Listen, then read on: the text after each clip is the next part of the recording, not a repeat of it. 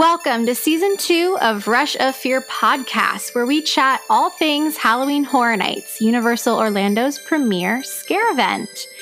Tonight for episode 13, Spooky 13, we'll be going through our houses and our Scare Zone hype list for HHN 31. So now, let the mayhem begin. What a rush of fear.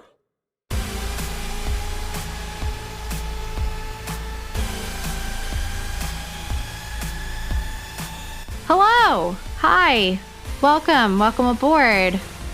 I'm Maddie, per usual. Happy 10 days till the event. Holy moly. I know. With me, I have Michelle. Hi. Hey. And Kenneth. That's my reaction to 10 days. It's so close. I know. Oh, I can't. Yeah. Yeah. Yeah, seriously, I put that number up on my little countdown board today, and I was like, fuck, I have so much to do before that. I'm not like ready. 10 days. No. And the team member preview is even less than that. Team member preview is the 31st, so like 8 days. Oh my God, I'm so jealous for you guys, or of you guys. But yeah, you guys get to see it super early, like opening weekend early. And I don't get to see it until October 9th. I'm dying. My gosh. I can't believe you're not coming in September. That's like wild to me. Wow. I know. It's wild to me too. Like for the past several years, I've gone in September. Yeah. But with Krista starting travel softball for the first time this year, that she has a lot of tournaments. So October it is. Yeah. Wow. Yeah. I mean, you'll get here. You'll see it eventually. All the kinks will be worked out by the time I get there. That's what I'm telling myself. That's fair. That's fair. Very, very true. Yeah. But 10 days, episode 13, which is super exciting for season 2. And yeah, hype list episode. Hype lists. It's always, they're always hard for me to organize, you know? I'm just excited for everything. But we got to do it. It's part of the job. It is. And I don't even know when it became such a big thing to do these hype lists. And, you know, straight off the bat, just because something may not be high up on the list does not mean we are not excited for it, or it's going to be bad, or if it's nothing against like, you know, creative or scare actors or any of the team members that work there. It is just simply how excited we are for things based on that excitement scale. Yeah, and our own personal preferences. Everybody kind of has their own things, you know, that they like more than others. So yeah. But it's like I love boats. Exactly. It's always interesting to hear the hype lists before the season starts and then compare it to the end of season list. Like, I think that's the most fun part of this whole process. Is seeing how that changes and evolves after they're actually experienced. Yeah. Right. Absolutely. All right. Well, Michelle, do you want to start us off with or get us going on our house's hype list? I do. I'm super excited about this. I think that we should just start at our number 10. So the 10 being the bottom of the list, whatever we're least, I don't want to say least excited about, because I'm still excited about it, but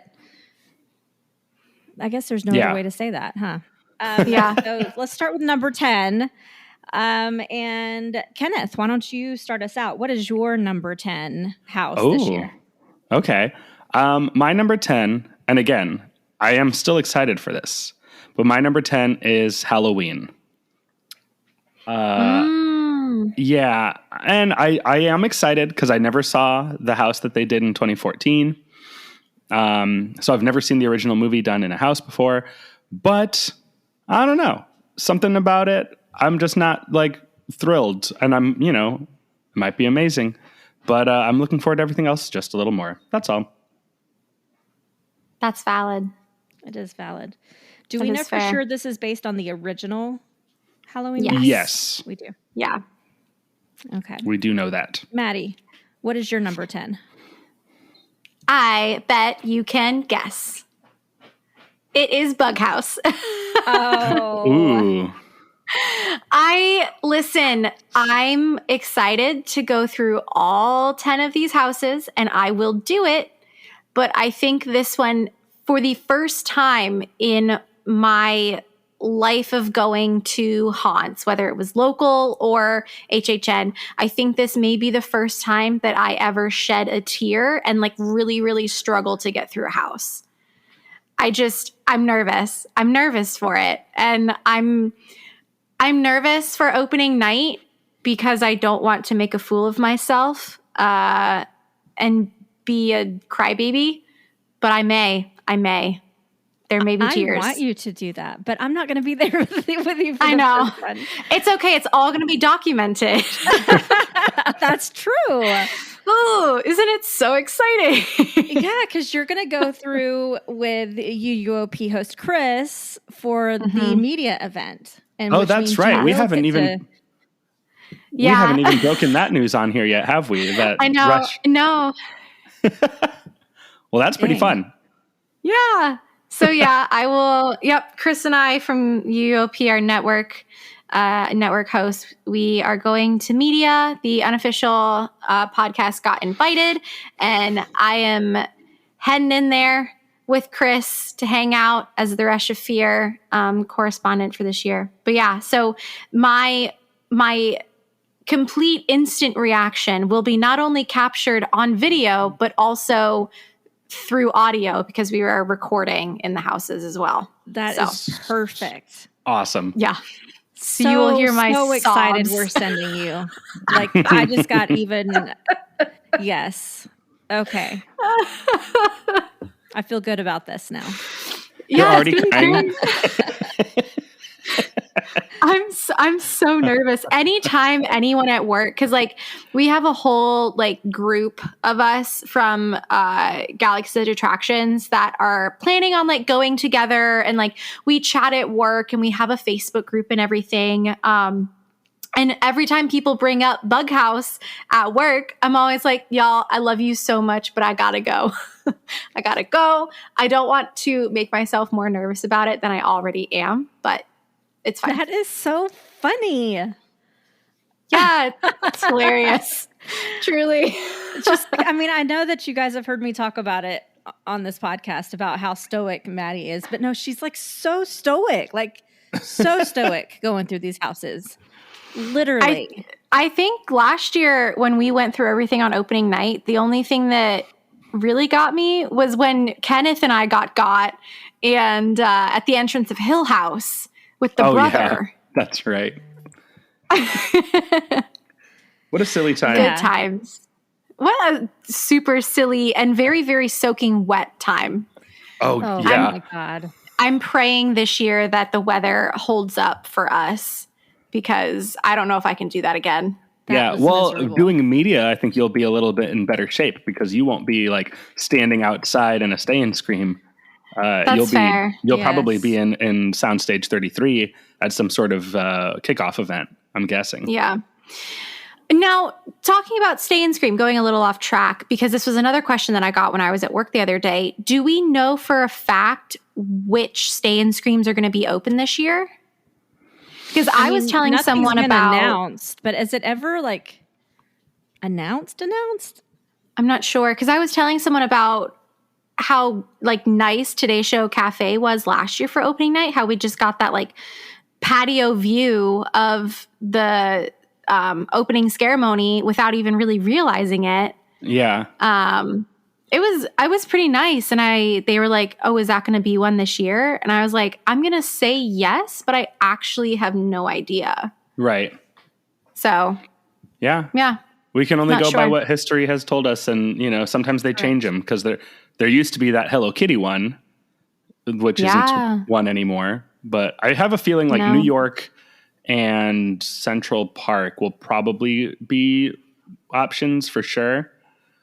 Or, Central Park was like Springfield and Central Park, right? Don't they have something set up down Sting Alley though now? They do, it's but just food. Yeah, it's a food booth, but it's Sting Alley was never like necessarily the Stay and Scream, you know? It was the street where like the Christmas store is. I've never and gone like to where all that those. one. Okay. Yeah. Yeah, No, it's the it's two. still They there. block off those. Yeah, they block off those two side streets. So the one where the Blues Brothers sing, basically both entrances of Finnegan's. So the back entrance and then the front entrance Okay. are like that big square. But yeah. Anyways, Michelle, what is your number 10? So I actually just did a little flippy flop after I realized that the Halloween house was based on the original movie for sure, because I didn't know which Halloween that was. So now that is the case, I bumped The Weeknd down to my number 10. And that's only because I don't really know, like I haven't seen the videos. I don't know anything about it. I haven't done that research yet. So That playlist is out there. yes, and I have a feeling once I see it, I probably will change my mind. But for now, because I don't know anything about it, a house based on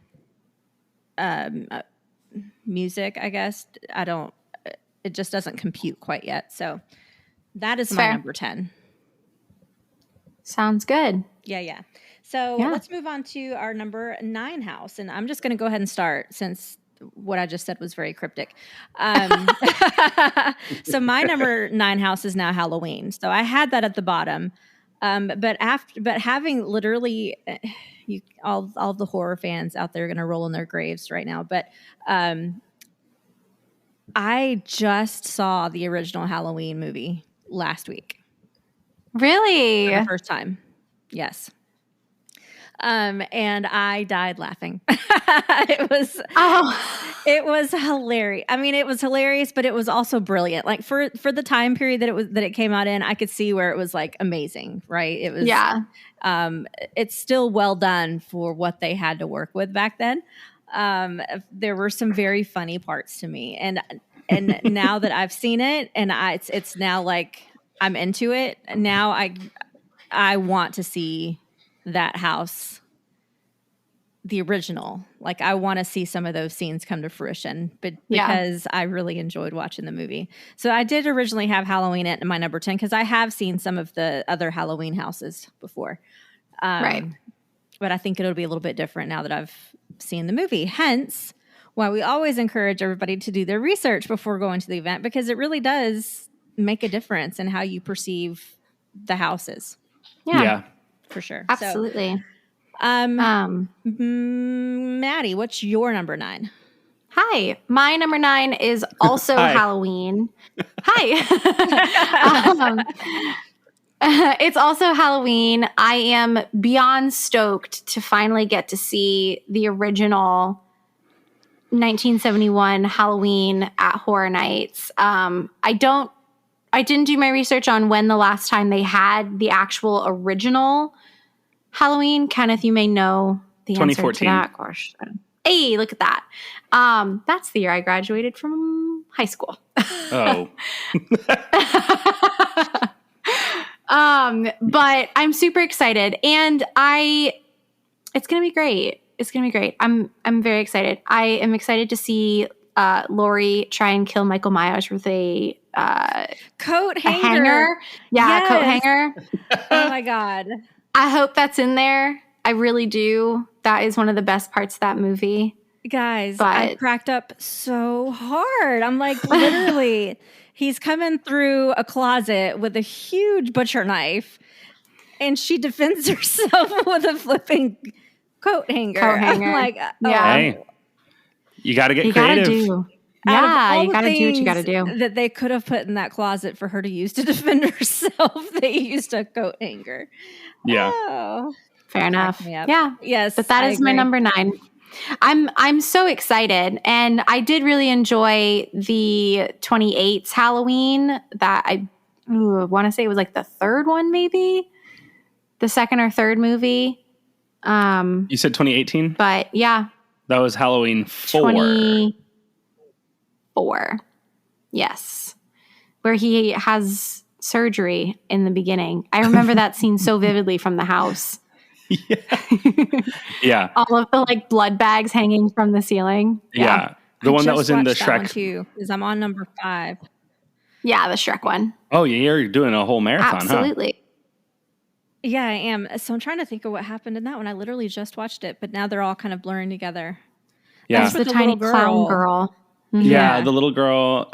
There's the one where like, Michael mute. stabs a man with a shotgun at one point. Yes. Oh, yes. Which I think is so funny.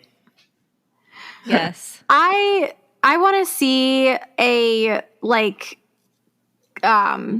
just a collaboration video of all the ridiculous things that people have been stabbed with in movies. Because 1, a shotgun's hilarious. 2, John Wick kills a man with a pencil. Like, Oh, yeah. yeah, So, I I mean, just the want a Joker hype does reel. that too. Yeah, yeah, I think that'd be fun. Well, in the first one, she stabs him with a knitting needle first. Okay. Yeah. Right? A knitting needle, Yeah. and then she gets the coat hanger in the eye. I mean, Ow. a knitting needle, like if you were going to attack someone with a knitting needle, like stabbing is that's your first go-to method. But like a shotgun, there seems like at least 2 other ways that you would kill someone with a shotgun before you tried stabbing. Right. This is true. Not if you're Michael Myers. I feel like you would need, for both of those items, though, they both have very blunt and dull ends. I feel like you need a lot of force behind getting Yes. that through some skin. Yes. You know, there's no pointy bit. Correct. And here's the funny thing. Michael Myers is like invincible, for God's sake. You know, he's been Yeah. shot, I don't know how many times. He Been has burned. been stabbed in the jugular and stood right back up. So many things. But yet she pokes him in the eye with a coat hanger. And He's totally fine. And he grabs his face and he drops his knife. Like he can't handle the eye poke, apparently. That's his weakness. He wasn't quite the monster that he becomes in the first movie. Like right in the first movie, he's still just like a man, and then they just kept upping the like mythology around him in sequel after sequel to where like now he's basically a spirit. You know, like he's you can barely consider him human at this point. He's just pure evil. Yep. But the first movie, I don't think they were Absolutely. treating him that way. No, not at Although all. he got shot a lot of times Yeah. and still survived regardless. It's just persistence I'm enjoying it. of spirit, you know? I guess so. Seriously. All right. So Kenneth, what's your number 9? My number 9, and it's just because I'm having a hard time just visualizing what this would be, and that's true of my number 9 and my number 8. But number 9 for me is Fiesta de Chupacabras. I'm sure it's going to be awesome, but like I just can't. Like some of these other originals, like when I hear the description, I'm like, oh yeah, I have a sense for what that's going to look like and what that's going to feel like. This one, not so much. I don't know. So I'm excited to see it and see what this fiesta is going to be like. Yeah, Yeah, I get that. Yeah. I have thoughts that are very similar, but I'm going to save it for when I talk about it. sure. So I'm not double talking about it. Yeah. Fair enough. All right. Maddie, why don't we kick off did you go first last time? I don't remember. So, but whatever. Maddie, what's your number 7? Number 8. Number 8. Yeah. Yeah. Sorry. My number 8 is The Weeknd. I am so stoked. Oh, hi, friend.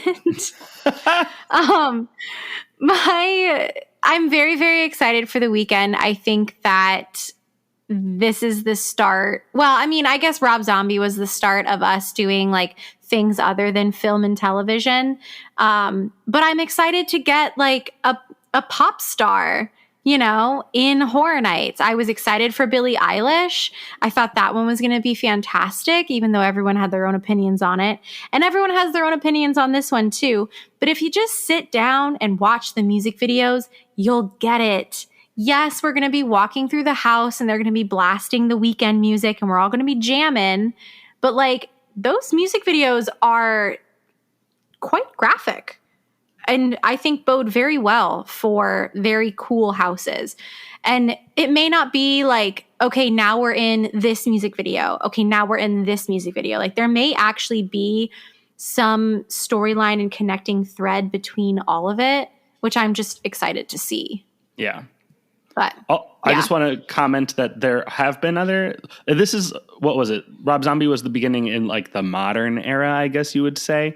But they did do Alice Cooper in 2012, and they did Penn and Teller, and they've done video games back in those years as well. So just wanted to make sure we. What was the Alice Cooper house? Welcome to My Nightmare. That was the 1 year of HHN that I did not go since I started going. So I didn't see it, but I know that it was there. Okay. Perfect. Goodness, your brain amazes me. Why? How do you remember so much house names and connect it with years? Like I can't even remember the house names from this year, or right after I went through it, I don't know the name or what year it is. So like, yeah, it's pretty impressive. It's very impressive. Yeah. Well, thanks. I don't understand it either, but are you like that in other areas of your life too, or is it just like HHN and things that you're super passionate about? Oh no, I am this way about anything that I really, really care a lot about. I'm encyclopedic about things. That's amazing. Yeah, I don't know.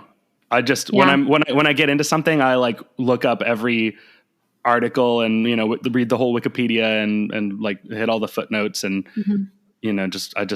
But I become very researchy. It? That's my problem. I don't know. I don't know. If it's interesting to me, I can remember it. That's basically it. Like how do you? No, I don't. That's fair. Incredible. Yeah, I can attest. Though I listened to the Dream Jerks podcast, and they are very knowledgeable fellas on that podcast. Yeah, that's my other podcast. In case anybody didn't know, always impressed by you. Yeah. Well, thanks. Awesome. Okay, since we're on Kenneth, since we're speaking of Kenneth right now, what is your number 8? Ooh, my number 8, again, same reason as Fiesta, Descendants of Destruction. I know this is going to be amazing. I just can't visualize what it would be, but I know it's going to be so cool. So yeah, this one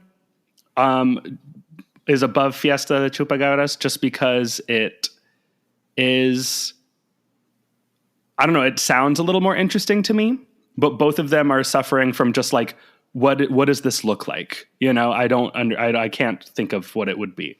But it sounds cool. So definitely excited to do it.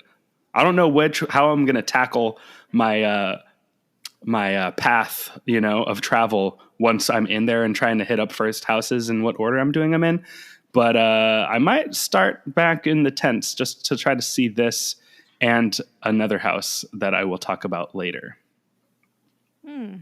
Nice. I'm interested to see how those two houses move on your list after you've experienced them. Yeah. Oh, yeah. Yeah, me too. Absolutely. For sure. All right. So my number 8 is Horrors of Blumhouse. I did just watch The Black Phone, which was great. I loved that movie. Yeah. Oh, it was so really good. Fantastic Krista watched movie. it with me too. I am teaching my 11-year-old how to like horror movies, and it's quite fun. That's a great horror movie for an 11-year-old too. Because of how many kids are involved too. And she was like, "Mama, boobies." I was like, "Oh, maybe you should." Yeah, I guess. I was like, "Yeah, you live in a house of women. You've seen boobies." You'll get used to them. Good mothering, Mother of the Year award. Yeah. So Horrors of Blumhouse. I've never been a huge fan of Blumhouse movies. They're not my favorite type of horror movie. And like with The Black Phone, I haven't seen, well, yes, I did see Freaky. So Black Phone, I know there's going to be a few moments in there that are super cool to see in a house, but not a ton. Like that wasn't really a scary movie to me or to my 11-year-old, to be honest with you.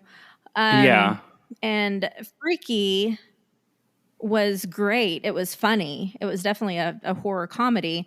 And I know for sure what scenes from that movie are going to be in the house. But again, it's a horror comedy. So although fun and a nice reprieve from the night, those types of houses are not generally my favorite. I like the ones that are actually scary, not funny scary. So that's why that one's kind of down on my list a little bit. It's fair. Okay. Yeah. It's valid. All right. Kenneth, what's your number 7? My number 7 is Spirits of the Coven. I think this... Whoa. Yeah. I don't know. Again, this list, everything is basically tied for everything, you know? That's fair. But Spirits of the Coven sounds like such a cool idea. The speakeasy, the 20s, the flapper witches, like everything about it sounds just incredible to me. And I don't have a really good explanation for why there are 6 houses that I'm looking forward to more. That's just all it is, you know? I think that hurt my heart a little bit when you said that. Oh no, I'm sorry. It looks so fun. Like it sounds so cool. Yeah, I don't know. I don't know. It had to land somewhere, and that's just where it landed. It's true. I feel like, remember last year when we did the okay, this is like 2.1, but this one's like 2.2. Yeah. Yes. Yeah, that's very much this year as well. Yeah. I feel like 7 through 4 on my list are all basically tied. Yeah. My top 3 is like, I'm really looking forward to those. And then 4 through 7 are like, I mean, just below that. Yeah. Absolutely. Yeah. All Michelle? right. I'm going to, sorry, I had to tell my dog to shut up. So my number 7 is Hell Block Horror. Word. One, because I know it's going to have some zombies in it, which are my least favorite type of monster, if you can call it that. And I don't know, this one just doesn't appeal to me a whole lot. And I don't know why. Maybe because my wife works in a jail and we deal with this type of situation kind of stuff on a daily basis as far as the story she tells me. I don't know. It just doesn't seem interesting to me, but we shall see. The idea of it being monsters, though, that are imprisoned as opposed to people. Mm-hmm. But I just hope it's done well. That's all. Yeah. Yeah. And if it's claustrophobic, it's going to be super scary, but I don't know. So that's my number 7. I think they have already one claustrophobic house. I don't know if they can do 2. I don't know. Yeah. I don't want zombies reaching out for me. I think I'm probably just as afraid for the zombie section of this house as you probably are for the bugs house. Really? I hate zombies. Interesting. I don't know if there'll be from what the description said, I'm assuming a lot more like, not obviously the universal classic monsters, but like the other type of classic style monsters, like aliens and it also said previous HHN monsters as well. So like, are we talking the Nightingales? Are we talking, oh yeah, things from HHN history that are in, yeah, exactly. So I guess we'll just have to see. Interesting. Yeah. Well, that is where Hell Block Horror fell for me. Maddie, what about you? What's your number 7? Yeah, my number 7 is Fiesta de Chupacabra. I'm super pumped for this house. I'm very intrigued with what they have in store for us.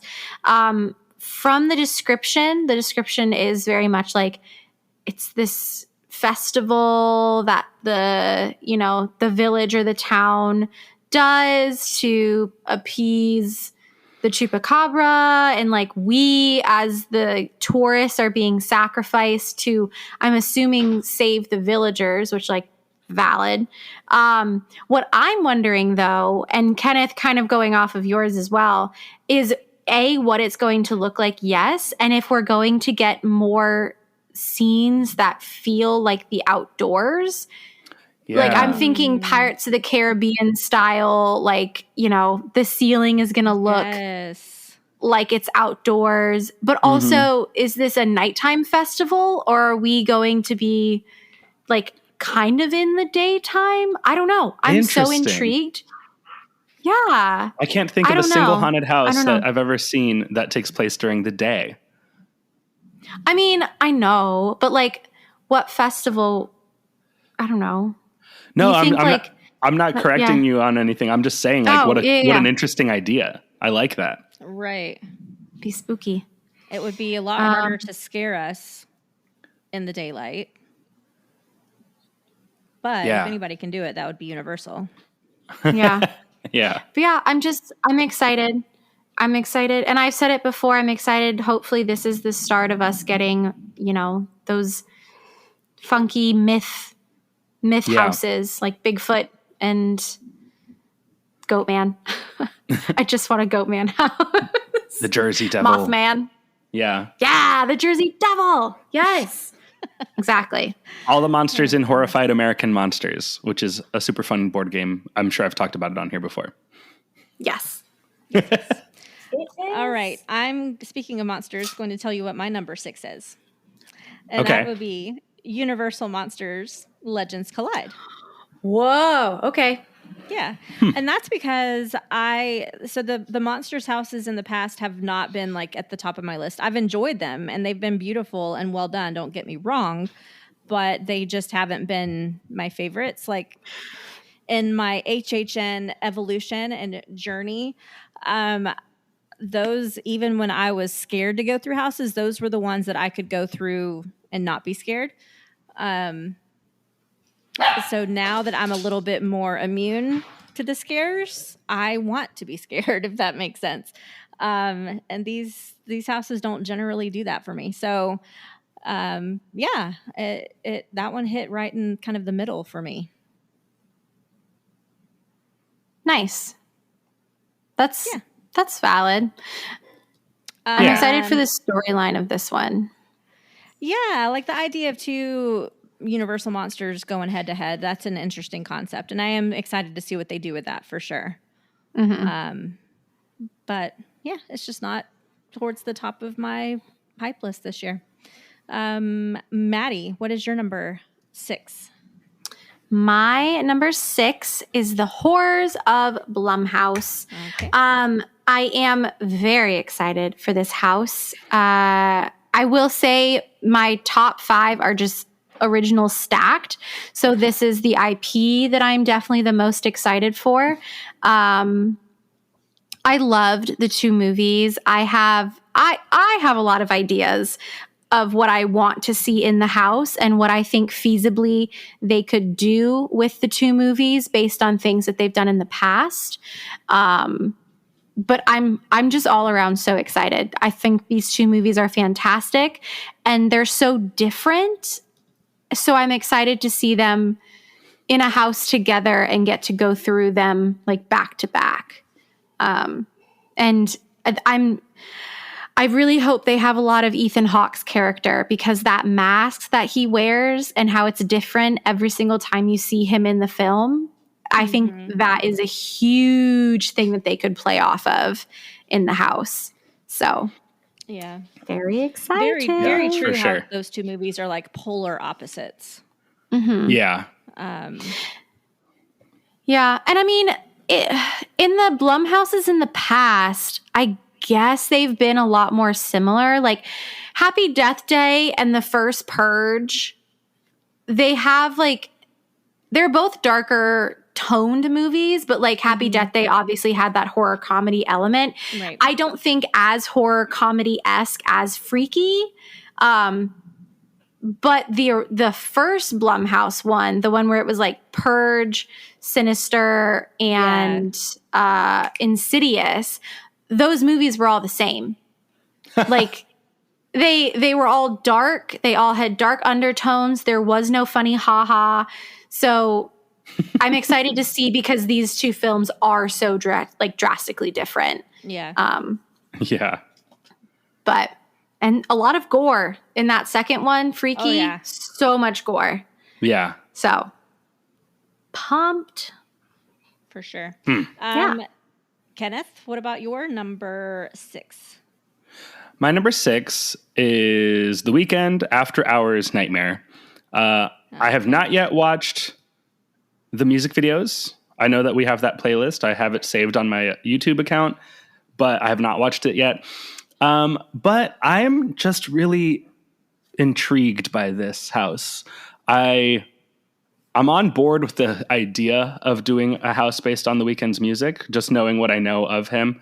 And I've listened to the album, and I definitely like the album. So this is interesting. Of the 4 IPs, I'm definitely, if you've been keeping track, Halloween was at my bottom, and then this is the next IP up, just because similar to Chupacabras and Descendants of Destruction, it's hard for me to visualize or imagine what this will be, but I'm on board with the idea of expanding the, what we source, what Horror Nights sources for houses. Even though we've done, like I'm involved, even though they've done music houses before, it's cool to expand like the genre of what you would expect to see at a horror event. Like, I think it's, so many people are having a hard time just with like getting on board with like, why is a pop star going to be there? But it makes sense. So I like that they're expanding what you think horror can be. And I like that. I agree with that. And I am excited to see what this is. Yeah. I'm honestly surprised you don't have this like at your number 1, because I mean, Pangolin could, if they're opening the doors to music, a Pangolin house with Halloween Horror Nights, like Pangolin could be on that in for the running someday. I want to get on a show. I want to do a show either in Fear Factor or on that, like the stage where Academy of Villains started and where the Carnival of Carnage was. Like, that's where I want to be. Yeah. Yes, that would be so amazing. Or like the Mel's Dine-In little stage that they talk about from those original events where they would have like the little concert going on. Not to say Penguin's little, but like that stage itself, it's just right there and it's under the Mel's Dine-In. Right. That would be pretty cool. But see that we wouldn't even. Oh, what? No, you go ahead. Well, because we did our Halloween show last year, which had, a good bit of production elements to it that I don't know if that little Mel's stage would be able to accommodate. Like we've already, outgrown that just with what we've done on our own. Awesome. I think so. So like, I think that Hollywood stage would be when we created our Family Ghouls show, like I was imagining that show would be on that Carnival of Carnage Hollywood stage. Or maybe we could do it how they had the second Academy of Villains show, the Irma show, in front of the horror makeup, like right in front of the horror makeup entrance. Like that would be a place.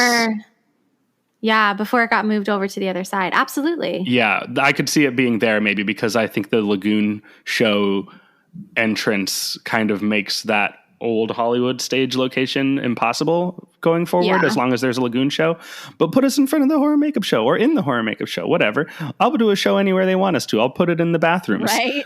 We can do inside the horror makeup show would be so cool. Yeah, that would be fun. That would be so fun. But then you can't have any mosh pits because there's too many chairs. Well, yeah, that's fair. Didn't Rob Zombie made music specifically for a Universal Monsters house out in Hollywood a couple of years ago? I would love to see an original house with the score of the house done by Pangolin. Yeah. Oh, 1,000,000%. We would be so on board for that. That would be so cool. All right. They know how to reach us. We're on Twitter. Remember us when you're famous. I'll still be here talking about this stuff. It's fair. It's fair. All right. Number 5. So Kenneth, why don't you tell us what your number 5 is? Oh, okay. So number 5. Now we're in the rest of my IPs because my top 3 are originals. So here we are at 6 through 4 are all the other IPs. And so number 5, I've got Legends Collide, Universal Monsters. Similar to Michelle, the monsters don't necessarily scare me. I don't think they're scary. I do like this like Universal Monsters cinematic universe that Horror Nights has going on. That's really fun. So I'm just excited to see this next chapter of the stories of these 3 monsters. Team Dracula all the way by the way, for me. And also it's just cool that it's part 1, where part 2 is the house in Hollywood, which I won't get to see. But just knowing that they're doing that sort of thing too is like really, really cool. So yeah, Universal Monsters, Legends Collide. I think I know what to expect, and I'm looking forward to it. There you go. Awesome. Yeah. Maddie, what's your number 5? My number 5 is is it it's Descendants of Destruction, right? Yeah. Yes. Yeah. Okay. I don't have the actual like pictures in front of me, but my notes on my phone auto-corrected it to Dependence of Destruction without me noticing. Also, I have now changed my Twitter. If any of you know about the like HHN thing that people do where they like change their Twitter handle to something HHN related for the run of the event. Last year, mine was Maddie Thon of Mayhem. I have already changed mine to the, oh my gosh, what did I put it as? The Descendants of Depression. You're welcome. Because that's where we're at. But yeah, Descendants of Destruction is my number 5. I am so excited. The idea of this house just intrigues the heck out of me. I'm a lover of the like dystopian kind of, like City of Ember, which was one of my favorite books as a kid, where they all live underground, or, very similar to like the Divergent series where they're in those factions, and like that kind of thing is I love it. Hunger Games style, like that is just my jam. And this is giving that vibe to me. So I'm very excited for it. It sounds so cool. And I don't know what they're going to do, but at this point, I don't care. I'm just pumped. I agree. Yep. Yeah. Yeah, I don't want to say too much more about that because I haven't mentioned that on my list yet. So, but my number 5 is Fiesta de Chupacabras. So my top 5 is all originals, very original, top heavy. Fiesta de Chupacabras is interesting to me because of all the things that Maddie mentioned that could be possible here as far as like the outdoor settings. I really hope that we get some type of a nighttime outdoor festival, which if it's Day of the Dead-esque, which is kind of, I think, hinted to by the bar over at at Cafe La Bamba. I couldn't think of the name. Then it would be very nighttime heavy as far as the festival goes. And I think that could be beautiful. Having an indoor yet outdoor party setting, and anything that has to do with fiesta, with any type of Latin celebrations, it's all very colorful and vibrant and beautiful. So I think this is going to be a very pretty house. And that juxtaposed with the gore I expect to see from the Chupacabras. True. The wake of their destruction. I think it's going to be a very interesting juxtaposition seeing all of that. So I'm kind of excited for this one, but not as excited as I am for some of the others. Yeah. And so I'm going to go ahead and do my number 4 while we're talking. My number 4, Maddie, is Descendants of Destruction.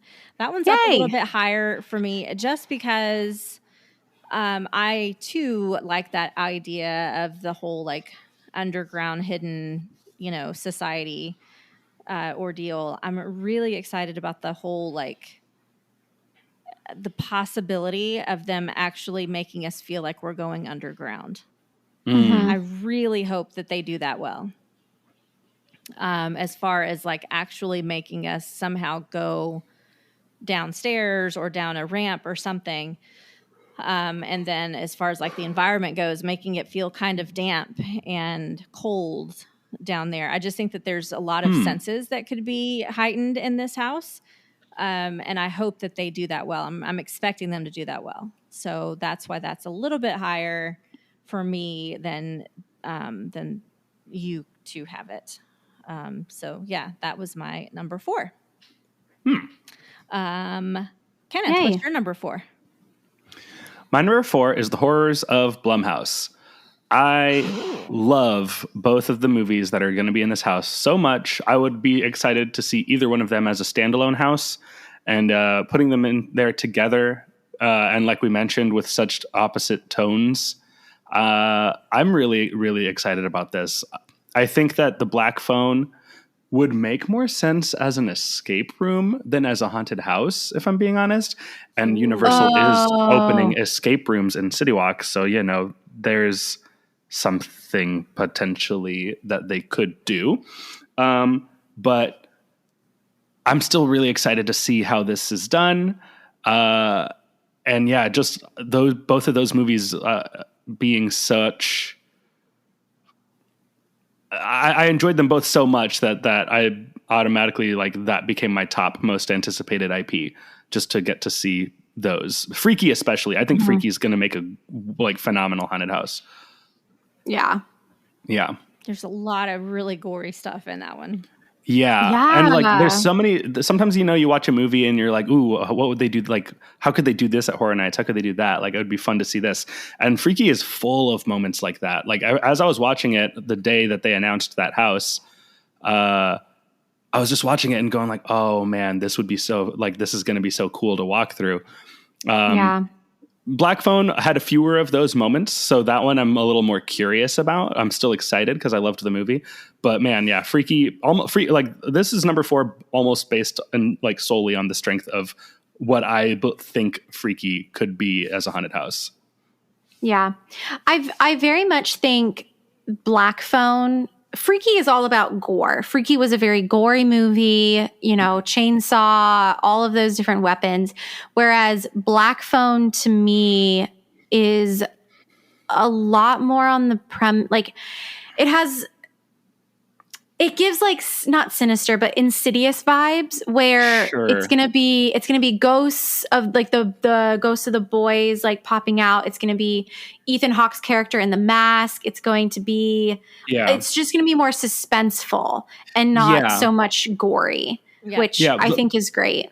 The Black Phone to me could hardly be considered a horror movie even. there's ghosts in it, but it's more of a suspense thriller to me than a horror movie. Absolutely. But I still, I loved it so much that I'm excited to see it here. Yeah.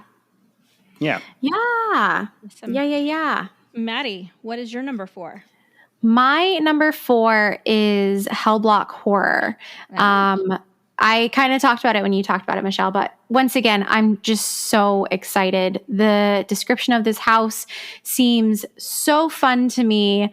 I'm really, really hoping we get some really good callbacks to old HHN, kind of monsters and creatures that we've seen or that I haven't seen, but I would love to see in person from years past. And I just think it's a really interesting concept for a house. When the rumor of just prison dropped, we were all like, is that really the best idea, HHN? Right. But then they were actually a monster prison. And we were like, whoa, that's the best idea ever. And I'm excited. I want it to be a scarier version of the kind of prison from Monsters vs. Aliens. Yeah, I do feel like this one's going to move up in my list after I've experienced it. Yeah. For sure. Absolutely. I'm pumped. And it's a soundstage house, I think, right? It's a soundstage house. Yeah. Yeah, which means big. And they can do so much with big space. Yeah. So pumped. All right, guys, you ready Definitely. for our top 3? Yes. I think they're going to be Yeah. very different. Let's start with Kenneth. What is your number 3? All right. Before I start, I just want to remind everyone, these top 3 are basically a 3, like tied for first. I can't wait. I'm so excited for all these. 1.2 and 1.3. Yes. So number 3 for me is Dead Man's Pier, Winter's Wake. I'm like we said last time about, sets reminiscent of the Yeti House is what we're expecting. Giant ships, frozen waterfront things. Like there's just so much potential. I think this house is going to be spooky, creepy, and beautiful. That's what I'm hoping for. And I didn't get to see this scare zone very much because I was working the year that this scare zone was there. I was in Vamp 55. So I didn't really get to spend much time in that zone. We basically just sprinted through it on my way to other haunted houses. But man, those costumes were really cool. And that ship that was in that zone was really cool. And so seeing that get expanded into a full-on story that we're walking through in a house, like, yes, please. I would love that. Let's do it. Yep. Mm-hmm. I'm going to agree with you there, Kenneth. I also have Dead Man's Pier, Winter's Wake at number 3. And again, that's only because the other 2 are, I don't know. I'm excited about all 3, but the other 2 I'm a little bit more excited about. But for all the same reasons that Kenneth just mentioned, I think it's going to be beautiful. I love when there's water effects in houses. I love when a house feels chilly. Unless I'm soaking wet to the bone, then I hate it. But let's hope we don't experience that again. And yeah, so I think this is going to be a really, really cool house. But there's 2 I'm just a little bit more excited about. So, Maddie, what is your number 3? I know you don't have Deadman's here at number 3. So yeah, this is feeling very much like last year with the hype list where I think I had like either Bride first and like everyone put it third. And I was like, how could you? But yeah, Dead Man's Pier is definitely not my number 3. Actually, Universal Monsters Legends Collide is my number 3. I am so excited for this house. Just hearing the creative team talk about it at the Spooky Empire panel, they were so excited about it, which made me so excited about it. And I love that this is a coast-to-coast house. So we get the first part of the storyline, and then Hollywood gets the second part of the storyline. And I think that is just so cool that they are able to do that. And I'm just a really big fan of the Universal Monster houses. They haven't done a bad one yet, so why would this one not be fantastic? It's true. Yeah. It is true. None of them have been bad, although they haven't been like my favorite every year. None of them are bad. They're beautifully done. Yeah. For sure. Yeah. Always a good time. Mm-hmm. Yep. Okay. Maddie. Hi. Go ahead. Tell us your number 2 while you're at it. Sure. So my number 2 is Spirit of the Coven. Like I've said for every single house, beyond stoked. I'm so excited. The description for this one has me just, oh my gosh, I just want to walk through it right now. I love witches. I love the idea of like coven witches. I love the idea of like the 1920s speakeasy. I think that is an untapped market, and I will die on that hill. There needs to be more stuff from like the 1920s and 30s. And yeah, I think it's just going to be beautiful. I think it's going to be gold and red velvet and, you know, maybe some saucy witches. Who's to say? But I'm so excited. Saucy. witches. Yeah. Listen, I like the ladies. Saucy. I like that. I'm going to have the worst gay panic going through this house, and I just know it. Me walking through like, oh my God, like, stop. Don't stop. I know. Why? Like, you're so beautiful. Oh, you're so funny. Okay. There is the biggest thunderstorm, Kenneth. I don't know if you are in the thunderstorm, but it's an actual hurricane outside of my apartment right now. So I apologize for all of this background noise. I don't hear Oh, anything. I can't hear it. Really? Oh, Yeah. man. I don't Okay. even know if it's raining here. I have no sense of what's happening outside. Uh-oh. Nice. Well, Yeah. moving on. Yep. Okay. Kenneth, what's your number 2? Number 2 for me, this idea sounds so silly and fun. Hellblock horror. Yay! It just sounds so like wacky. And I'm so excited to walk through this monster prison. I'm not the first person to make the connection. It sounds a lot like the ending of The Cabin in the Woods, where they do have a bunch of different monsters and creatures in like jail cells, kind of. And that short portion of that house that they did in, I believe that was 2014, the Cabin in the Woods house, like that section was really fun. And so doing a whole house of that type of idea, count me in. This sounds so fun. So fun. I love it. I'm excited. Yay.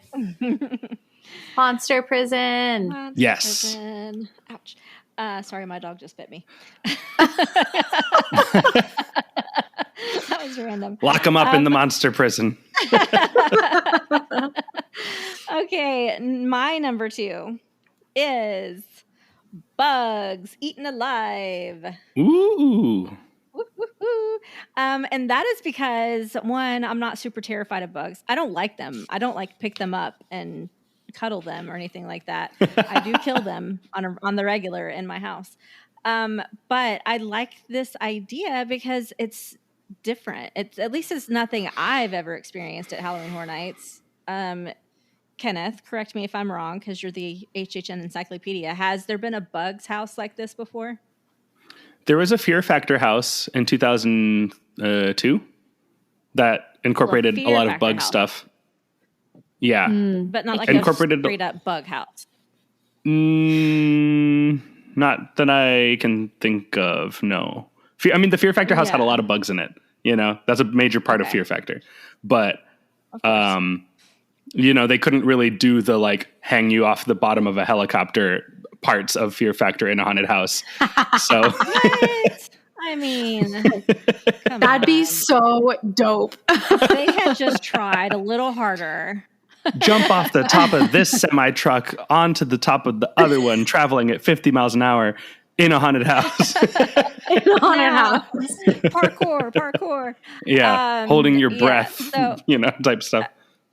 Right. No. Yeah. So this one it sounds really interesting to me because it taps into a different type of fear, which is not something that's done very often at Halloween Horror Nights. We get the jump scares. All the time. We get blood, we get gore, we get chainsaws and, everything that you normally think of when you think of Halloween, but you don't get those other fears thrown at you very often. So I'm excited for this one to see how people react to it. Not just myself, because I'm also going to be very squeamish, but I'm excited to see how other people react to it because it is so different. And I hope that we have more of the realistic stuff than we have of the giant bug stuff that, I know the bugs are supposedly going to get bigger and bigger throughout the house, but I hope the realistic stuff is more tapped into than the, giant. The more like bugs sci-fi-ish thing. type. Yeah, where you're just gonna like, oh, okay. Yeah. Yeah. Someone in a giant cockroach costume. Right. I'm like, that's not going to scare me very much. But a bunch of little cockroaches feeling like they're running around the walls all around me, that might kind of give me the heebie-jeebies. Yeah. So that is my number 2. Oh, well, so if we've all given our number 2s now, I was wondering if I can talk about my number 1 and continue this conversation that we're having right now about bugs. Of course. Absolutely. So my number 1 is bugs eaten alive. When the creative team, when the show directors said that their goal is that no one can finish this house, I took that as a personal challenge. Like Michelle, I am not terribly bothered by bugs. So like, I'm really excited to see how gross and like just like how hard this pushes at that fear of bugs that so many people do have. Yes. And yeah, I like you're right, Michelle, about like this is a kind of fear that they don't often tap into in haunted houses, which is just like common everyday like phobias. Right. You know, which I think a lot of times horror movies and Halloween stuff doesn't necessarily try to get into. So now I'm wondering if there's like the possibility of making a house that really kind of attacks people's fear of heights or other very common fears that people have, you know? So also the fact that this is a 50s themed, you know, House of the Future, I'm thinking like almost like Epcot World Showcase, like Tomorrowland style vibe gone wrong with all these bugs. And the fact that it's going to also be kind of a dark comedic house, like you're just speaking my language on every level on this. Like I'm so excited about this one. Yeah, for sure. Like I really like that idea of tapping into other fears. Because there are so many more common fears that just get overlooked, right? But those are the fears that really bother people. Everybody can get a little jump scare, you know. Most people, unless you're just completely unfeeling like Maddie, most people are a little squeamish at blood and things like that. But like some people, you see a cockroach run across the floor and you would think they're going to die, right? So I can't wait to see if they were able to say those words, that their goal was to make it so that people couldn't finish the house. Yeah. That just also really they were intrigued saying me. Right. But also they were saying that the creative team was having issues walking through the house with the lights on and no scare actors. Yeah. Which has me absolutely not. No, I'm not, Yes. I'm not doing it. Yes, you are. And you're filming it. So excited. I'm going to request from Chris that you have to go in first and he is the one videoing behind you. They should, if they want some really good marketing videography, they should definitely put me in a scare cam for that house. Oh, yeah. They will get the best content. I wonder if Chris has a GoPro that he can like put on the back of his backpack or something and film you behind him. Oh my God. Oh, that would be interesting. Yeah. That would be perfect. That would be fun. Yes, I'm excited. I'm going to make it happen. I got to talk to Chris. No, but I do definitely agree. Like fear, actual like fear, not just like jump scares and like ghosts and zombies and stuff like that. Like actual fears like bugs or, submechanophobia, which is like the fear of big things under the water that are not meant to be there. Me. Interesting. Like those things, it's so untapped, like you were saying at Horror Nights, and it would be really interesting because that was why they brought Jack the Clown. They surveyed all those people leaving the park, and basically their one question was, what's your biggest fear? And an overwhelming response was clowns, which I can't remember the name of that actual phobia, but that's how Jack the Clown came about. So yeah, I was gonna say yeah, clowns 100%. is like the only common phobia that Halloween things regularly Right. make use of. But man, there's so much, but it's like harder to tackle those other things. Like a fear of heights house, a house where it makes you feel like you're up high and like you could fall over the edge of something. Like it would be so exciting to like see them do that. They could do, okay, remember back to Wicked Growth last year when you walked over what felt like you were walking over the bridge that had the pieces of flooring out from under it, and it looked like you were on top of like a stream of water. The entire house was just that. And you had to like look down the entire, that'd be so cool. Yes. Yeah. All right. Well, that was my number one. Good. Well, that was pretty close. Our number one and number two were together. Yeah. Maddie, what is your number one? My number one. So my hype list is bookend by my two B's, bugs and boats. So my least favorite thing is bugs and my most favorite thing is boats. So it works out perfectly. Dead Man's Pier, Winter's Wake is going to be my number one most anticipated house of HHN 31. I have talked about it. I have thought about it for months on end, ever since it was rumored. And I just cannot wait. There will be tears in this house, but only because I'll be so excited. There'll be tears of joy, like wonderment. I have so many ideas of what this house could be and things that I want to see and just the feel of it. Like I lived in Maine for 4 years. I've worked on big boats my entire life. Like fishing and boating history is just a part of me.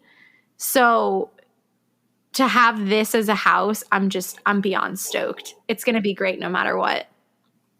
I agree. And with this being your number one, like after our experience last year with Puppet Theater, how you just had it in your head that Puppet Theater was going to be so amazing. And all of the rest of us were like, I mean, it's going to be good, but blah, blah, blah. And then it turned out to be like phenomenal, right? So you called it last year.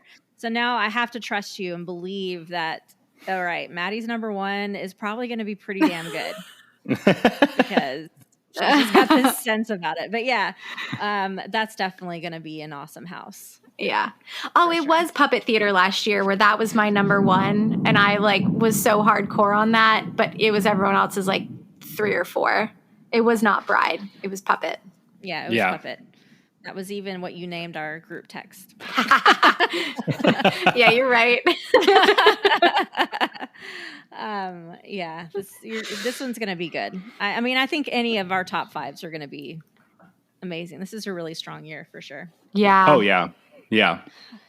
And my number one is Spirits of the Coven. And for all the same reasons that you guys said, it's going to be so freaking cool. One, I love witches. Like any kind of witch house I think would be incredible. But then add in that whole element of the flappers and the speakeasy, them luring you in. And then the flappers turn into like evil witches and they're using you to make their witches brew. Like, what the hell? How did they come up with that? It's such How a did they fun come up idea with any of this? Yes. Ever. Yeah.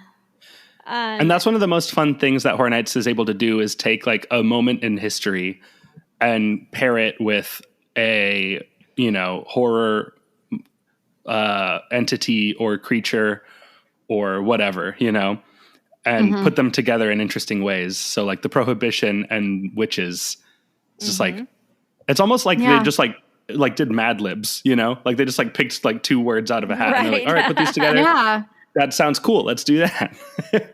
Right. Yeah. Well, and last year there was such a huge hoopla about the Kitty Cat Club. How Yeah. amazing that was, and I think they wanted to continue on with that somehow. They don't want to do the same thing, but I'm excited to see that environment continue. I wanted it to come back, and it did, and it did in such a really freaking cool way with the introduction of the witches. So I Yeah. hope this one is amazing as I think it's going to be. We shall see. Absolutely. I wonder if like in the Kitty Cat Club they have a live singer in the speakeasy of this. Oh, yeah. Yeah. Like a Hocus Pocus where she's singing to us and it Oh. lures us in. That would be Yeah. cool. Very cool. Very cool. Yep. Word. Well, that was all of our Houses. houses. Yeah. Yeah. That's the end of 10. houses. Now we Yeah. don't I get know. to actually like rate them until October. Oh well. Yay. That's right. That's okay. Well, while we're making our way from house to house, we're going to have to walk through some scare zones. So Yay. let's do those hype lists, and it's half as many, so this will go by a little bit faster. But Michelle, why don't you start us off with your number 5 most anticipated scare zone?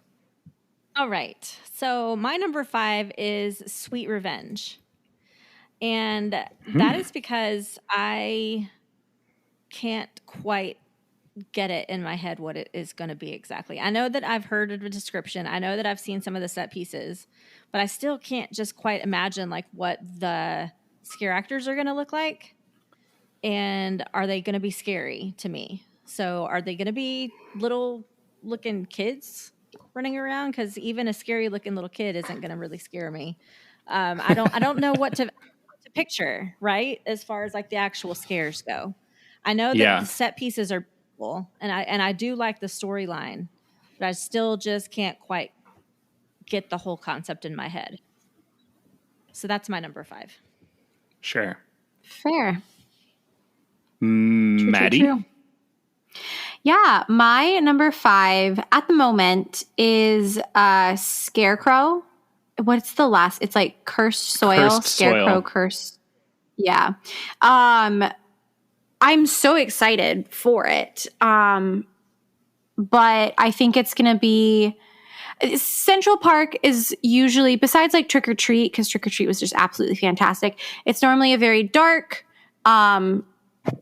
scare zone, minimal set pieces just because of the size of it. Although I do think there is going to be that barn that we're going to be walking through. And as of right now, apparently there is an outhouse as a set piece, and it looks like the outhouse from the blockbuster film Shrek. So that is a funny haha on Twitter right now. If you peruse a little bit, I'll post that on our Instagram. But yeah, I'm very excited for it. Anything Scarecrow is going to be good. Scarecrows are super creepy, but there are things that are more exciting to me at the moment. Yeah, that's fair. That's fair. For my number 5, I've got Conjure the Dark. And to me, this is mostly just based on the fact that it's in San Francisco. San Fran zones don't have the best track record for me personally. The only one that I've really loved in the past several years is Invasion, and I was also working in that zone. So I spent a lot of time there and I found a lot to love. But man, the congestion that happens in those areas is just awful.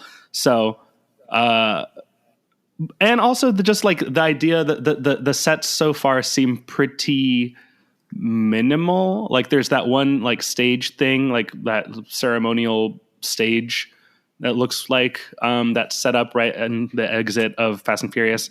And there's like a few other pieces, but it just doesn't seem as elaborate as some of the other ones. I mean, the idea of it sounds really cool. I'm very interested to see what it is. But just from what's up in the street so far and the location, it has me the least excited right now. valid. Yeah. Yep. For number 4, Maddie, why don't you start us off on this one? Hey, hey, hey. My number 4 is Sweet Revenge. I am very excited for this scare zone. I'm very intrigued. I'm excited to see how it connects to the tribute store. Everything in it looks super cute right now. I love the little pumpkin guys and the truck. But yeah, it's chilling at my number 4. Could change. We shall see. That it is what it is right now. Yeah. Yep. I'm excited to see how it connects to the tribute store. Yeah. That is a really cool concept for sure. I think they have said that they're going to be selling Major Sweets candy in the store. So like it does directly tie in. Of course they are. They're so dang smart. They know what the people want and they get us. Yep. They get us. They are fans themselves and so they know what will work and what will make us happy. And that is what makes us happy. Michelle, what's your number 4? So Maddie and I just flip-flopped our number 5 and 4 basically. So my number 4 is Scarecrow Cursed Soil. Usually whatever house is in this area is one of my favorites just because I like how intimate it is there. It is very close quarters. You can't really get away from the scare actors. And it's usually, it's usually very pretty. That's usually a very pretty scare zone with all of the tree canopy and the lighting packages that they use there. Scarecrows aren't really my Halloween thing, because of that, I think it's probably not as exciting to me as it has been in the past. And I don't see them putting up all of like the pumpkins obviously they're not doing the pumpkins because that's somewhere else. But they're not doing the big lighting packages and the trees from what I can see right now. And I think the environment that they need to build for this to be a barn setting is probably not going to include any type of any of the beautiful lighting that they usually have. So I don't know, maybe it will be different once I see it. But right now, the way it's in my head, it's not quite what I usually expect for that area. So it's hanging at number 4. Fair. Good points. What happened? Are you okay? Yeah, I kicked the wall behind my desk on accident. Oh, yeah. That wall was being dumb. Yeah, it was. So, number 4 for me, I've got Horrors of Halloween. I'm really excited for it. It looks really fun. And I'm so excited for the Pumpkin Lord to be back and be kind of the host of the event. But these entrance zones are not usually ones that you can spend a lot of time in. It almost seems like nowadays they're designing them to kind of just get you through and give you a little taste and have you move on your way to the next, bigger thing. But man, the pumpkins up on that thing look amazing. And I'm sure it's going to be really fun. And I'm just ready for it to be like that welcome area the same way that it was last year and the year that it was the Anarcade. Like Anarcade is probably the best example of what that zone is capable of. And I'm hoping that this year's zone is on that level. And I think it has the potential to do it because of how focused the event feels this year. That was kind of the best thing about Anarcade was like, yeah, this is what the event feels like overall.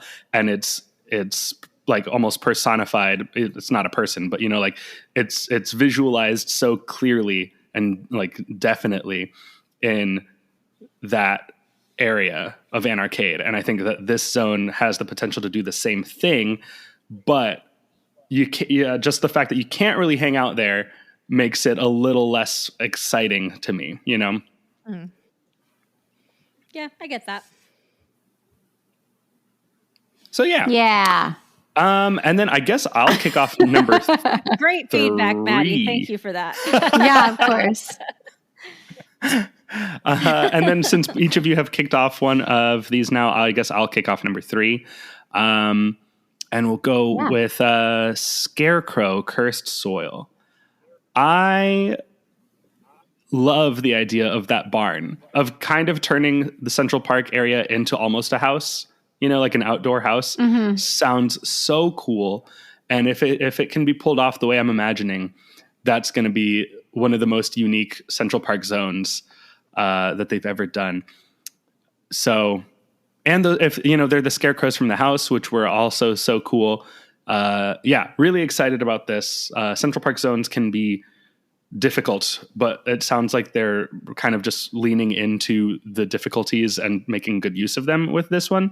So yeah, I like this. I like this idea. Yeah. Maddie, number 3. Yeah. I actually just switched up my 1, 2, and 3. So my new number 3 is Conjure the Dark.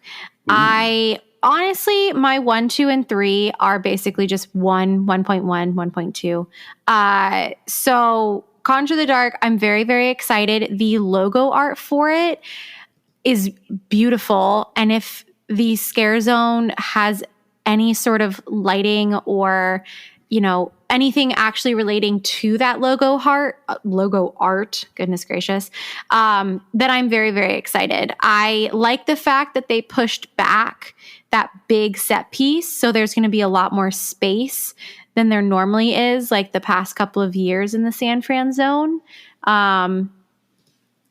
Maybe not as congested, which will be nice. Yeah, but hopefully. I'm excited for the possibility of what this Scare Zone can be. And from the pictures that I've seen on the internet so far, everything has its own lighting package this year. So like all the food booths have this like crazy neon lighting, and the runes that are on those big gray and silver kind of like pedestals throughout this zone, and then leading down to the bar on the backside of Lombards that's like relating to this Scare Zone. All those runes light up individually. Ooh. So I think that this zone has a lot of potential to be very, very pretty and interesting. So I'm excited. Yeah. Yeah. And Michelle, you're number 3. Yeah, so I'm actually going to be the first to mention this zone. My number 3 is Graveyard Deadly Unrest. Again, the top 3 are the top 3. That I really think they're kind of interchangeable. But Graveyard Deadly Unrest is a very cool concept. I'm excited. I think it's going to be so cool. I think there's going to be lots of fog. I don't necessarily think it's going to be scary, but I think it's going to be very cool, very beautiful, and lots of great photo ops for all of you budding photographers out there. But for me, there are just 2 more that are more intriguing, and that's the only reason why it's at number 3. Okay. You want to just keep going with your number 2, Michelle? Sure. Yeah. So, and my number 2 is actually Conjure the Dark. So to continue that conversation that Maddie was just having with us, Conjure the Dark, yes, I think it's going to be really cool with if they're able to pull it off. I think that all of those special effects that they're going to put into play are going to be really, really cool. I am kind of looking forward to this zone because San Francisco is always really kind of an underrated area, an underrated zone. There's not usually a big draw to those zones.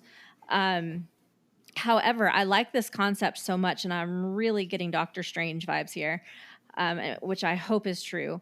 And I'm kind of actually looking forward to like taking a break in this zone for the first time instead of just walking through it to get, back to Diagon Alley. I'm kind of looking forward to taking a break, and I really hope there's some type of a little show that happens there for us.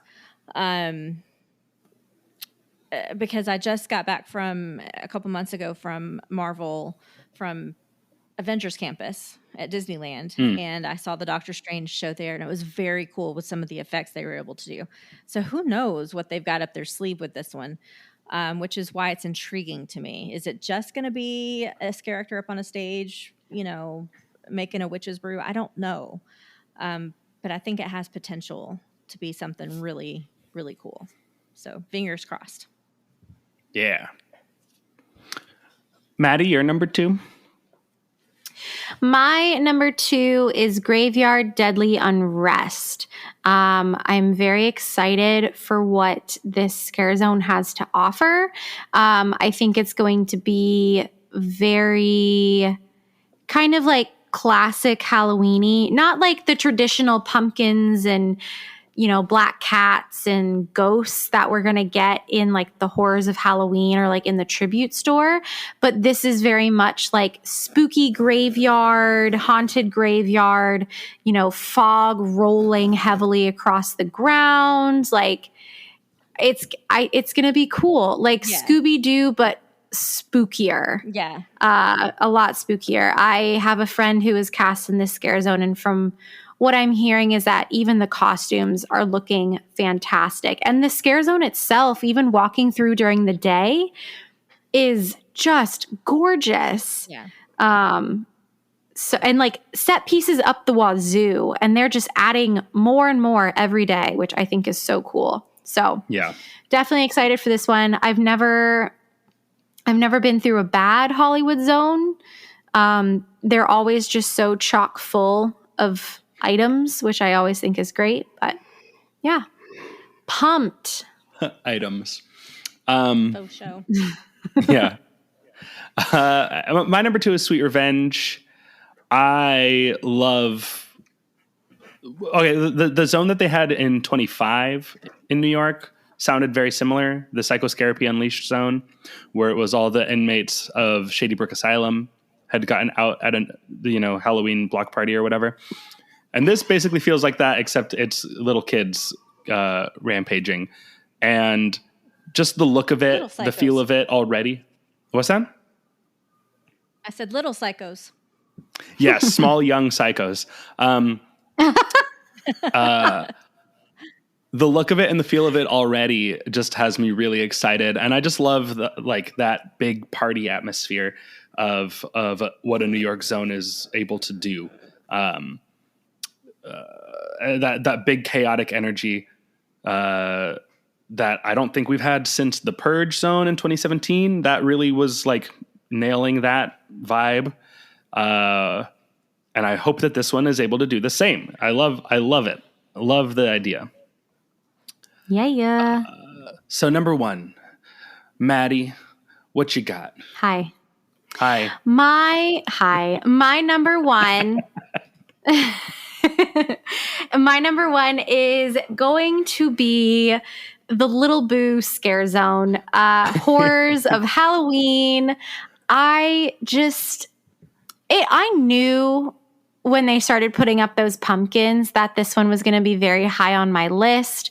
I love everything pumpkin and traditional Halloween. Like if you look at my room right now, it is just covered in pumpkins. But from the construction that I have seen thus far, especially the one from last night, it looks like the pumpkin from the end of Wicked Growth that the Pumpkin Lord is like is at the entrance of this zone. So we may have the Pumpkin Lord like at the entrance of Halloween Horror Nights, just like, looking over everything and being spooky and cool. But I just think it's going to be a beautiful zone. I have been in love with the past 3 Avenue of the Stars scare zones. I think my all-time favorite scare zone is Anarcade. So many good memories. It was beautiful. I loved it. And last year's 30 Years, 30 Fears was fantastic. And I just love that they're continuing with this kind of tradition of, big in Avenue of the Stars and beautiful in Avenue of the Stars, but just that like welcoming, hey, you're in Horror Nights. Like you've made it. You're here. There's no going back now. But yeah, I'm super excited. It's like a Horror Nights giving you a big hug. Welcome. Yeah. It is a big hug. And like, yeah, it does get, a little crowded in there sometimes, especially during those like big rushes in and out of the event. But I've never had the same issue with Avenue of the Stars as I have with Central Park or with San Fran, where it's just so congested that you are touching 17 people around you. Like, I've never had that big of an issue in that zone. Sure. But yeah. And I like that they're doing things up high in this zone. So there's less on the ground and more up high.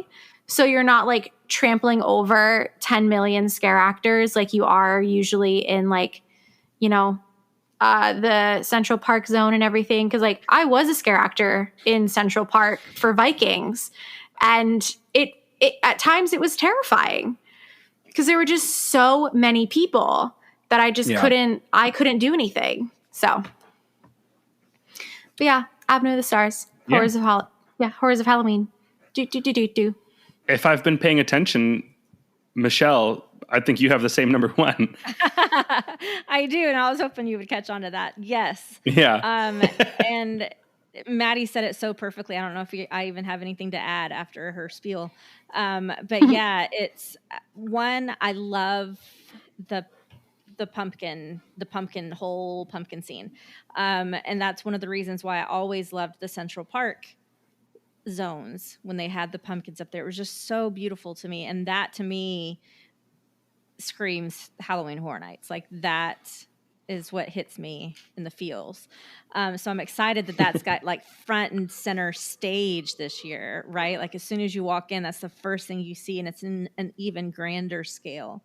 I love that they've put Little Boo up there, who literally was just a random pumpkin on, near the ground at the entrance of a house last year, and HHN fans made him something, and now he's like, a star of the show, and that's so cool to have that type of validation from the fans, right? Like that Universal listens.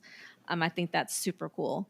And Wicked Growth last year was so good.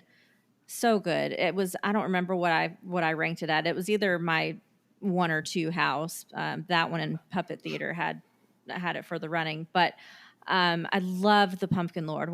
Every time I went through that house, and we got to the end where the Pumpkin Lord was, I just wanted to like high five him. He was so cool. He's giant in this giant pumpkin, and he's so like commanding and awesome, but you got to love him at the same time.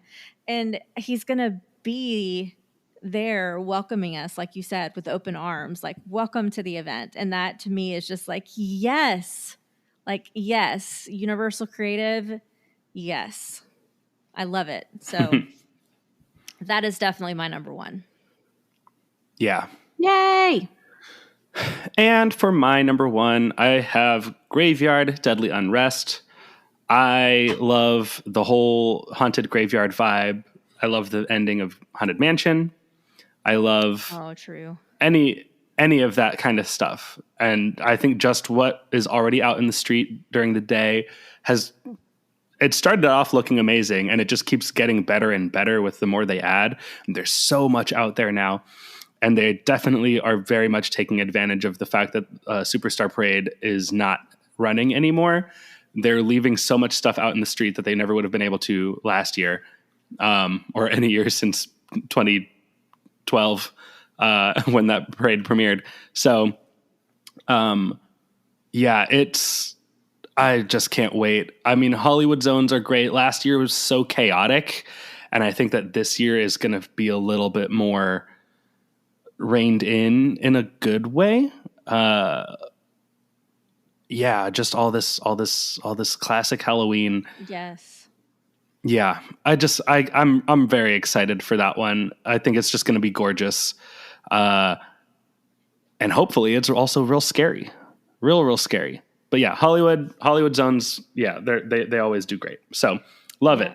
Very excited. And with the scare zones, they really did like touch on every kind of traditional Halloween aspect you could think of. We've got pumpkins, we've got witches, we have scarecrows, we have trick-or-treaters, right? Like it all kind of ties together this year, which is really cool. Yeah, Halloween Horror Nights is Halloween themed this year. Yeah. It is for its 31st year.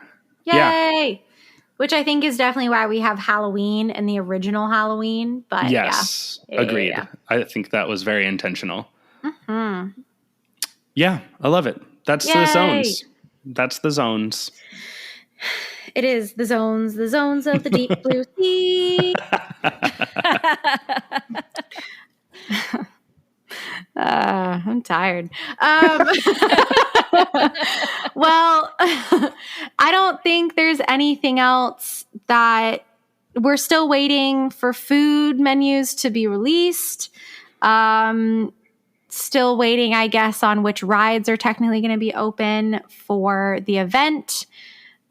Still waiting for Mummy to be opened. Yeah, true. New merchandise apparently is dropping every single day inside the Five and Dime and All Hallows Eve Boutique. They released an adorable fanny pack yesterday. It's so cute and it's already sold out. Oh, wow. And I'm so mad because I couldn't go yesterday. Aww. But yeah. Scare Zone set up every day. But yeah, I think that's it. Unless anyone else has anything else to add. I think we're good, and I have a feeling we'll be back soon. Yeah. Yeah, most likely. Most likely. All right, friends. Well, that'll do it for this episode. Thank you so much for listening, and we will see you soon in the fog in 10 days. 10 days. Until next episode, for more content, as always, be sure to check out our Facebook page at facebook.com/rushoffear, and follow us on Instagram and Twitter at rushoffearpod.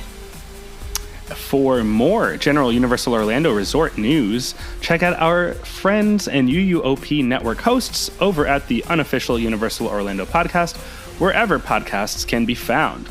And for all your travel needs, especially HHN, reach out to Michelle at portkeyvacations.net, and she'll get you taken care of. Or you can call 877-978-PORT. Yes, sir. And be sure to check out Kenneth's band Pangolin everywhere you listen to music online. And follow them on social media at PangolinFL. And follow the UUOP on TikTok at UUOPod, where you'll find Maddie creating weird and wacky videos a few times a week. Yeah. Thanks for listening, everyone. The podcast has come to an end. Now get out.